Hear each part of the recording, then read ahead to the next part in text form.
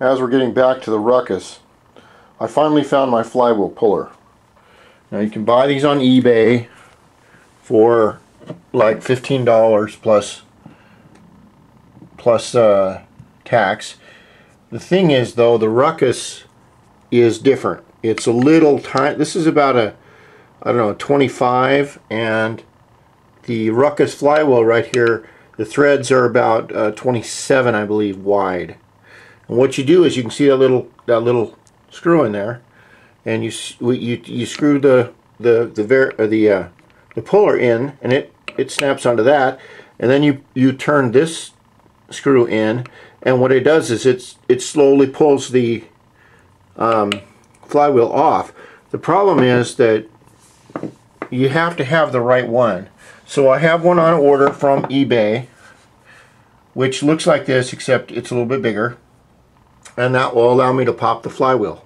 You have to be very careful with those coils in there. The coils in the Ruckus compared to the Dio over here are a little bit different, because the Ruckus uses a kind of an energy coil starter to start the engine.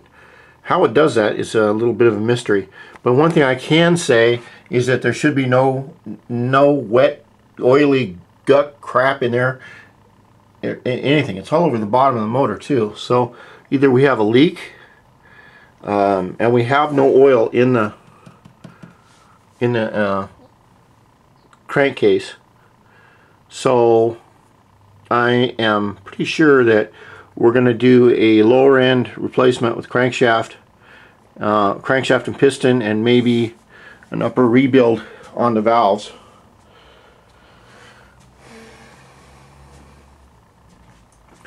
And at 28,000 miles, this little puppy needs it.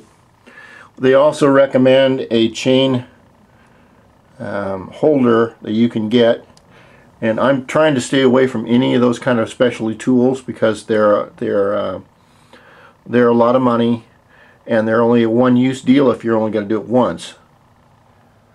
Then I may need to rent a valve compressor, which is basically a big set of clamps that clamp onto the front and the back, and push the valve spring down so you can get out the little tiny studs that hold it.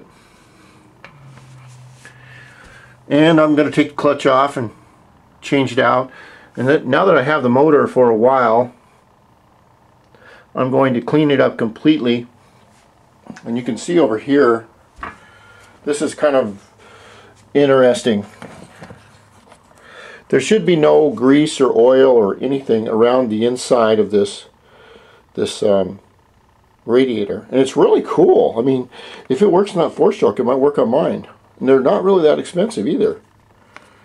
This this plate right here, which you can see where the kind of the grease and everything start. I'm leaking either what I think happened. Now this is what I think happened is this. Now let's picture this bike. Remember, if you want to really fix a bike, you got to pay attention to it. You got to pay attention to what it's telling you. That when there shouldn't be a leak, then damn it, there shouldn't be a leak. This is the overflow right here for the radiator. This overflow was in above the radiator and coming down to about right there, and it was above the radiator. What I'm thinking is that maybe some of the overflow dripped down, and this should have been a lot longer, dripped down and got inside the electrical cavity right here. It's very important, because you don't want to get any dust or dirt or anything in there, because these coils right here magnetize against this flywheel, and this flywheel has heavy magnets in it. Okay, next video.